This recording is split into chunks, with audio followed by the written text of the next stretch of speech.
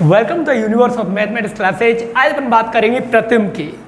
तो जितने भी स्टूडेंट हैं वो सभी ध्यान से देखें। प्रतिबिंब का एक्चुअल मतलब क्या होता है कि जब भी दो प्रकाश किरणें एक दूसरे को काटती हैं तो वहाँ पर क्या बनता है, प्रतिबिंब बनता है। आप इस चीज़ को ऐसे समझ सकते हो कि जैसे पहले अपन जो एग्जाम्पल ले रहे हैं वो आपका कौन सा दर्पण है। ये पिछली वीडियोज में हमने आपको बताया कौन सा दर्पण है। ये यदि पता है तो कमेंट में आंसर कीजिए। ये आपका M1 और ये M2। इस दर्पण को अवतल दर्पण कहते हैं। ये कौन सा दर्पण है, अवतल दर्पण। यहाँ से ये किरण ऐसे जा रही है, इस अक्ष को कहते हैं मुख्य अक्ष। यहाँ पर एक किरण होती है, यहाँ पर एक बिंदु होता है जिस ध्रुव कहते हैं, जो परावर्तल के मध्य बिंदु में होता है। मान लीजिए यहाँ पर एक फोकस है और यहाँ पर एक सी, प्रकाशिक केंद्र सी है। अब हमने क्या किया, एक हम प्रतिबिंब का निर्माण कर रहे हैं। यहाँ पर सिंपल देखा तो पहले ही प्रकाश किरण को हमने मुख्य अक्ष के समांतर भेजा। यह प्रकाश किरण यहाँ से परावर्तन के पश्चात किससे गुजरी, एफ से। फिर हमने क्या किया, दूसरी प्रकाश किरण को हमने सी से ही गुजार दिया। किससे गुजारेंगे, इसे सी से। जैसे ही हम इसे सी से गुजारेंगे तो हमें पता चलेगा कि यहाँ पर क्या बन गया, एक प्रतिबिंब बन गया। ओके, ये ए बी वस्तु है, इसका प्रतिबिंब बना है ए डैश और ये बी डैश। अब आप ध्यान से सुनिए, एक प्रतिबिंब तो ये बन गया, इसे फर्स्ट केस कहते हैं। सेकंड केस की बात करें तो ये इस प्रकार से है। यहाँ देखिए ध्यान से, ये हम बता रहे हैं कौन सा दर्पण है, ये उत्तल दर्पण है। कौन सा दर्पण है, उत्तल दर्पण। और उत्तल दर्पण में ही मुख्य अक्ष होता है, यहाँ पर ध्रुव होता है, वस्तु को इधर ही साइड रखा है। अच्छा, इधर ही क्यों रखा जाता है, तो उसका एक मुख्य कारण है कि ये जो परावर्त तल होता है इस पर किसी वस्तु की इमेज बनती है। तो यहाँ पर ये ए और ये बी। अब हमने क्या किया, पहली प्रकाश किरण को मुख्य अक्ष के किसके समांतर, मुख्य अक्ष के समांतर भेजा, और यहाँ पर ये आपकी एफ और ये आपकी सी। अब पहली प्रकाश किरण इसका क्या होगा, जब ये इस बिंदु से टकराएगी तो ये किससे गुजरेगी, एफ से गुजरेगी। देखिए जैसे कि आप देख सकते हो, लेकिन यहाँ पर हमने ऐसे गुजारते, लेकिन वास्तविकता ये है कि रियलिटी में तो ऐसे लौट जाएगी। लेकिन जब कोई व्यक्ति इसे देखे तो काल्पनिक रूप से उस व्यक्ति को ये किरण इधर से गुजरती प्रतीत होगी। और दूसरी प्रकाश किरण को हमने इस प्रकार से भेजा, ये वक्ता केंद्र सी से गुजर रही है। ऐसे ये भी कैसे गुजरी है, काल्पनिक रूप से। वास्तविकता है तो ये ऐसे आई और पीछे लौट गई। तो देखिए अभी हम आपको क्या बता रहे हैं कि ये जो प्रकाश किरणें हैं ये प्रतिबिंब का निर्माण करती हैं। जब वास्तविक प्रकाश किरणें एक दूसरे को काटती हैं तो वास्तविक प्रतिबिंब बनता है, और जब काल्पनिक किरणें एक दूसरे को काटती हैं तो काल्पनिक प्रतिबिंब बनता है। तो इसका मतलब प्रतिबिंब दो प्रकार के होते हैं। प्रतिबिंब कितने प्रकार के होते हैं, दो प्रकार के। पहला हुआ वास्तविक और दूसरा हुआ काल्पनिक। आई थिंक आपको ये बात समझ में आ गई होगी। इसमें सिर्फ हमने आपको छोटी सी बात बताई है। एक तो प्रतिबिंब कब बनता है, जब दो प्रकाश किरणें एक दूसरे को काटती हैं तब प्रतिबिंब बनता है। इसके बाद प्रतिबिंब दो प्रकार के होते हैं, वास्तविक प्रतिबिंब और काल्पनिक प्रतिबिंब। जब किरणें वास्तविक रूप से किसी बिंदु को प्रतिच्छेद करती हैं वहाँ पर वास्तविक प्रतिबिंब बनता है। जब किरणें काल्पनिक रूप से प्रतिच्छेद करती हैं तो वहाँ पर कैसा प्रतिबिंब बनता है, काल्पनिक। कैसा बनता है, काल्पनिक। तो बेसिकली आज की इस वीडियो हम सीखेंगे प्रतिबिंब बनाने के नियम। इसके अलावा जो आपकी इमेजेज होती है कैसे प्रतिबिंब बनाए जाते हैं, इस चीज़ को अपन डिफाइन करेंगे। सो बी फोकस्ड।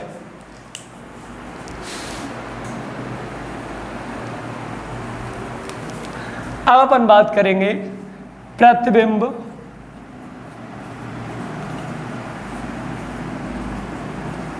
बनाने के नियम।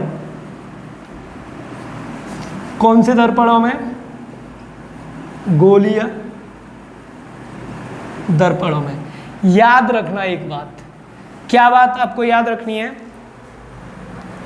कि जो गोली दर्पण होती हैं वो दोनों ही होते हैं, उत्तल भी होता है और अवतल भी होता है। अब हमें इस चीज को समझना है। वो हम कैसे समझेंगे कि नियम नंबर 1 आपसे क्या कहता है।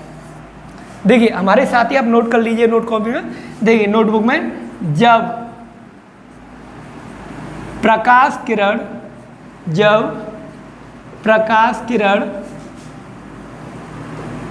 मुख्य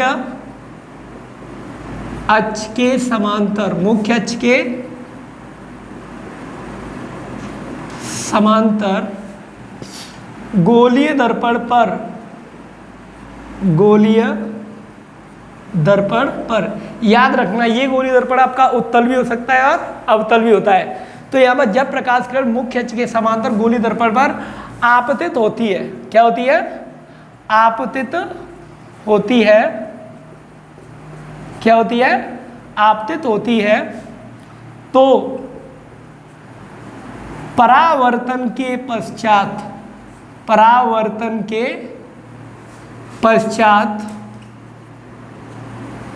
मुख्य फोकस F से, मुख्य फोकस F से गुजरती है या गुजरती हुई प्रतीत होती है। याद रखना ये प्रतिबिंब बनाने का ये पहला नियम है।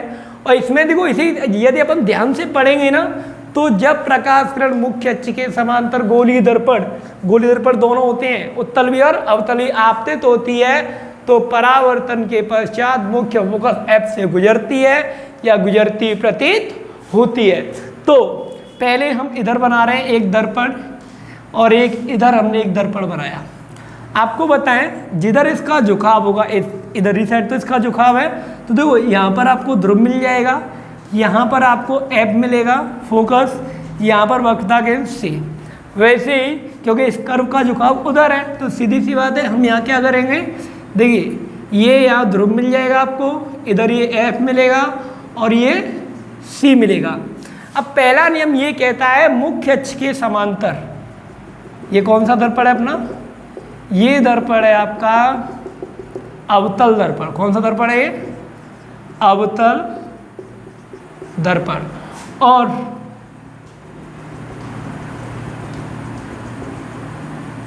ये आपका उत्तल दर्पण। ओके, अब ध्यान से देखिए यहाँ पहली प्रकाश किरण ये मुख्य अक्ष के समांतर जा रही है, मुख्य अक्ष के समांतर।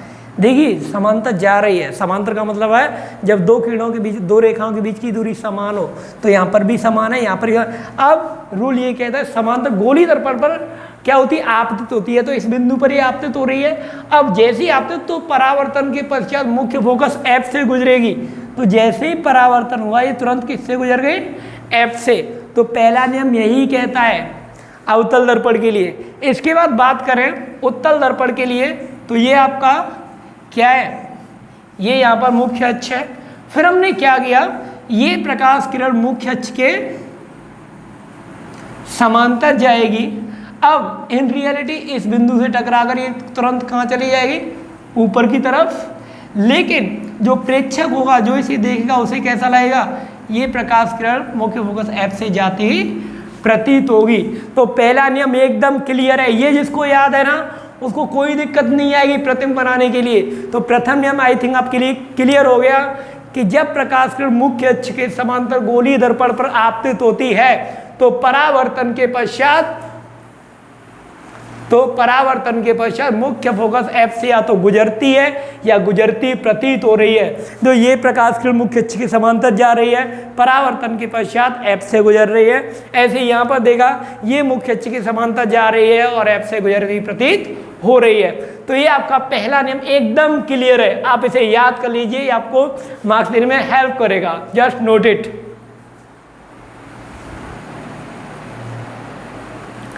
देखिए अब अपन बात करेंगे प्रतिबिंब बनाने का जो द्वितीय नियम है उसे।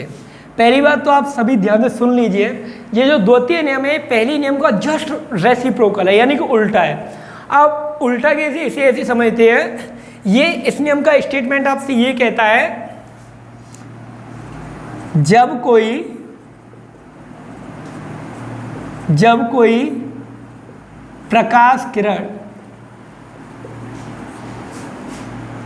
मुख्य फोकस F से गुजरती है या गुजरती हुई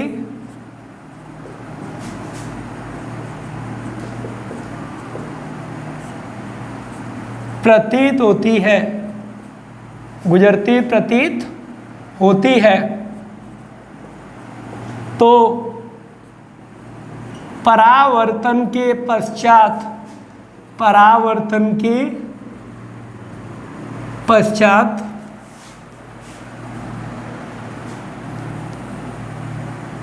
तो परावर्तन के पश्चात मुख्य अक्ष के समांतर, मुख्य अक्ष के समांतर हो जाती है। अब इस चीज़ को समझते हैं। देखो पहले की तरह दो अपन दर्पण बनाएंगे। ये आपका पहला दर्पण है M1 और ये M2। ये आपका मुख्य अक्ष है। यहाँ पर आपको कहीं F मिलेगा, ये आपको C मिलेगा। सेम टू सेम कंडीशन में यहाँ आप देख लीजिए, ये आपका अवतल दर्पण है। कौन सा दर्पण है ये? अवतल दर्पण है M1 M2, और यहाँ पर ये भी M1 M2। अब हमने एक चीज़ को फोकस किया, यहाँ पर भी एक F इधर मिलेगी, ये C इधर मिलेगी। अब देखो स्ट्रक्चर अपने तैयार कर लिया। अब आपसे बात करें नियम क्या कह रहा है, द्वितीय नियम।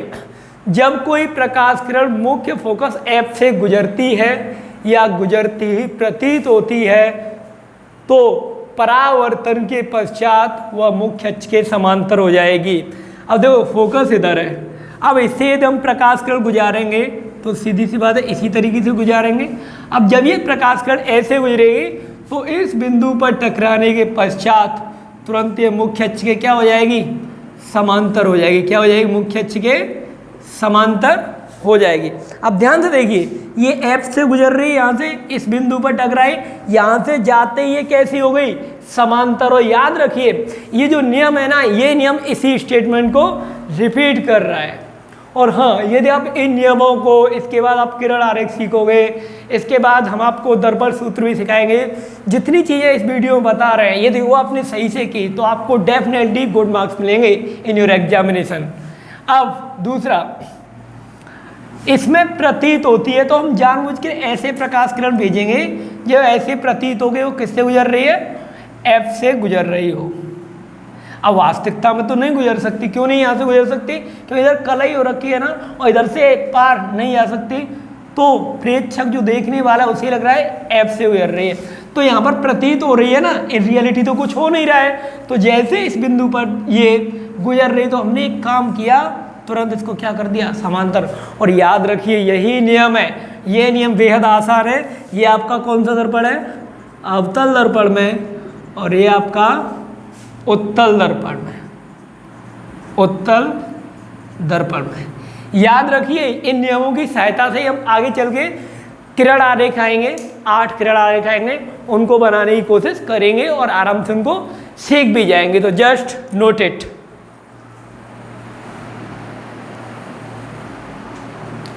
देखिए प्रतिबिंब बनाने का जो तृतीय नियम है उसका स्टेटमेंट क्या है ये आप सुन लीजिए। जब कोई प्रकाश किरण वक्रता केंद्र C से होकर जाती है तो परावर्तन के पश्चात उसी मार्ग पर वापस लौट जाती है। अब अवतल दर्पण में तो वक्रता केंद्र C से गुजर जाएगी, लेकिन उत्तल दर्पण में क्या होगा? गुजरती ही प्रतीत होगी, फिर भी उसे उसी मार्ग पर लौटना पड़ेगा। तो स्टेटमेंट लिखेंगे सभी इसका। जब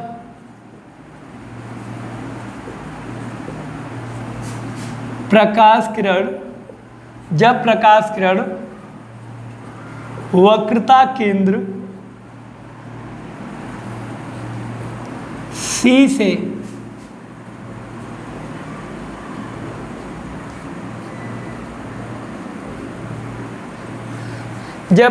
वक्रता केंद्र C से गुजरती है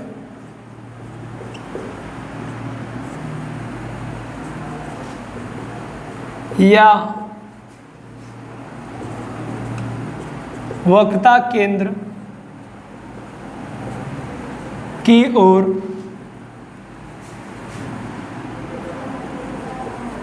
जाती हुई प्रतीत होती है, या तो गुजरेगी या प्रतीत होगी, तब वह प्रकाश किरण उसी मार्ग पर वापस लौट आती है।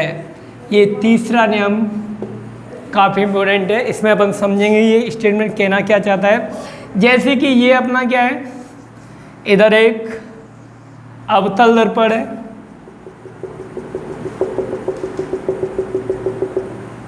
ये M1 और ये M2, I think you can see it, okay. और हमने यहाँ पर क्या किया, ये ध्रुव P रखा, इधर F रखा, इधर क्या रखा, C, सेम टू सेम।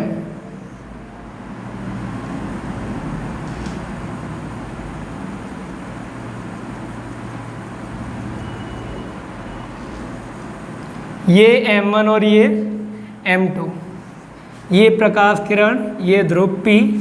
अब हम क्या करेंगे, जैसे वस्तु को हम यहाँ रख रहे हैं, यहाँ एक कोई AB वस्तु है, ओके। हम जानबूझ के इस प्रकाश किरण को वक्रता C से गुजारेंगे। अब नोटिस करना, ये प्रकाश किरण इस बिंदु पर आके टकराई, और याद रखना क्योंकि ये प्रकाश किरण वक्रता के C से होकर गुजरी है, तो अभी इसका जो मार्ग है वो कैसा है, इस तरीके का है। लेकिन इस बिंदु पर टकराने के पश्चात वह पुनः उसी मार्ग पर वापस लौट आएगी। यही इस नियम का स्टेटमेंट है। इसके बाद नेक्स्ट उसकी बात करें नियम की, सॉरी इसकी बात करें, तो ये देखो वस्तु को तो अपन इधर ही रखेंगे, यहाँ आपको F मिलेगा, यहाँ C। अभी हमने इस प्रकाश किरण को ऐसे भेजा कि हमें ऐसा प्रतीत हो, ये किससे गुजरेगी, ये गुजरेगी C से। किससे गुजरेगी, C से।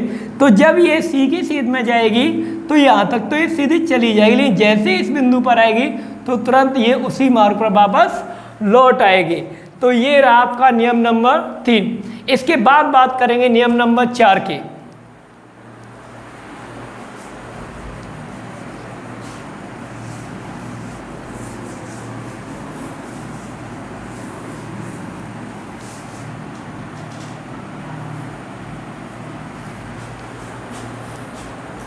देखिए नियम नंबर 4 बेसिकली टोटली परावर्तन के नियम पर आधारित है। आप इसे सीधा समझ लीजिए कि जैसे ये अपना अवतल दर्पण है, इमेज के माध्यम से समझ लीजिए, ये यहाँ पर M1 और ये M2, ये आपका ध्रुव P। ऐसे ही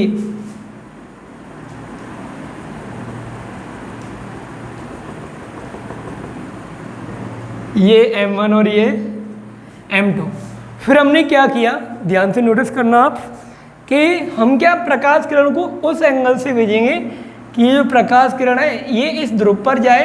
अच्छा, जितने ध्रुव एंगल पर यहाँ ये आपतित होगी उतने ही एंगल पर क्या हो जाएगी, परावर्तित हो जाएगी। ठीक वैसे ही ये यहाँ पर ध्रुव है P, और ये प्रकाश किरण इस प्रकार से जाएगी किस पर, P पर, और सेम टू सेम जो एक्चुअल में परावर्तन होता है उस नियम का पालन करते हुए इस प्रकार से गुजर जाएगी। हालांकि आपको बता दें इस वाले नियम का इमेज फॉर्मेशन यानी प्रतिबिंब निर्माण में बहुत कम यूज है, लेकिन आपको बताना हमारा कर्तव्य था। ये आपका एंगल I है और ये आपका एंगल R है। ऐसे ये एंगल I है और ये क्या है आपका R। तो इसकी इमेज बना लीजिए। ये नियम नंबर आपका कौन सा हो गया, 4। अब अपन सीखेंगे अवतल दर्पण द्वारा प्रतिबिंब निर्माण। देखिए अब हम बात करेंगे अवतल दर्पण द्वारा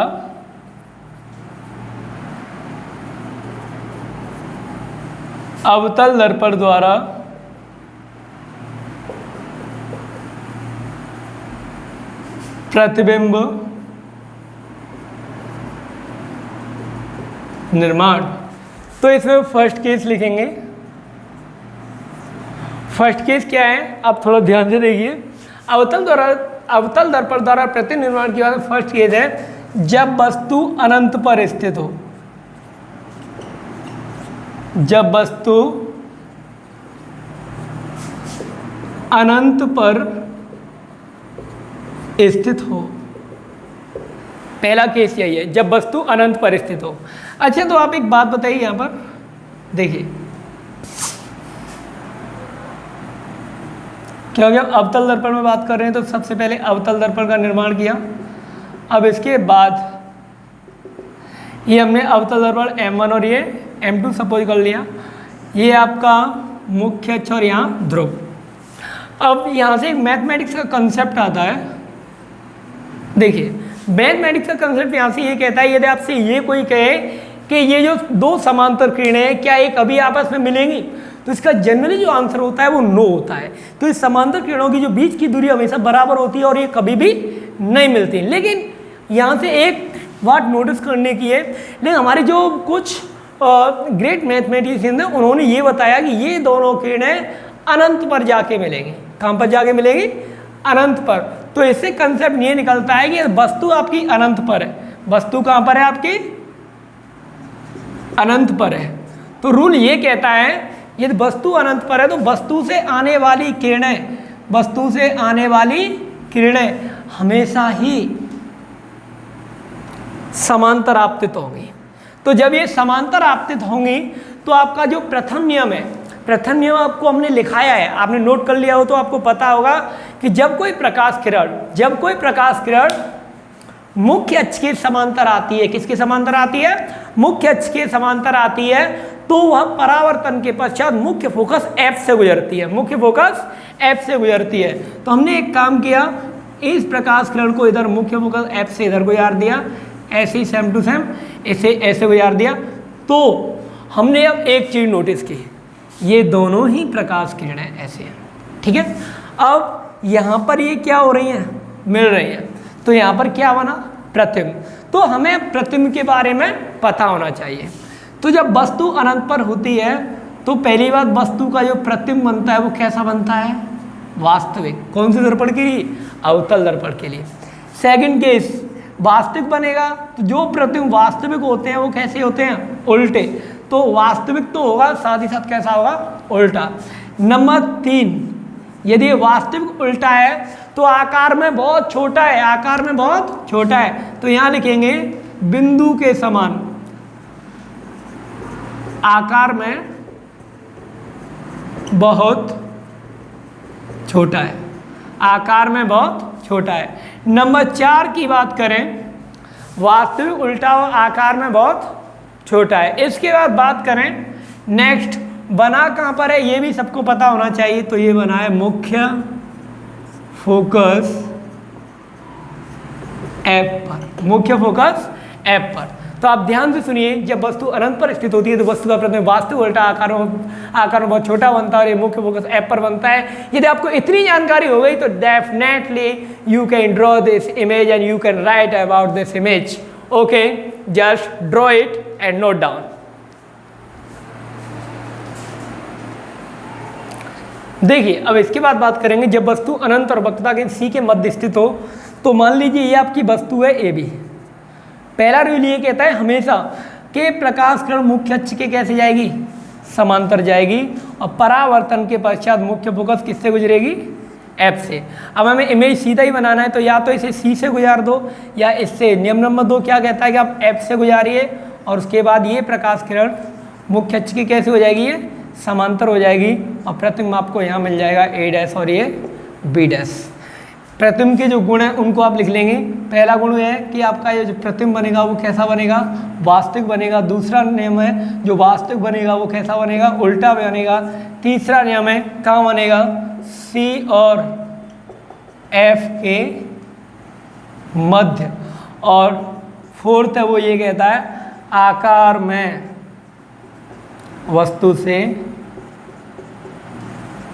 छोटा बनेगा। ओके, तो इसे आप नोट कर लीजिए। आगे की क्लास आपकी कल कैरी ऑन होगी। Thanks for watching it.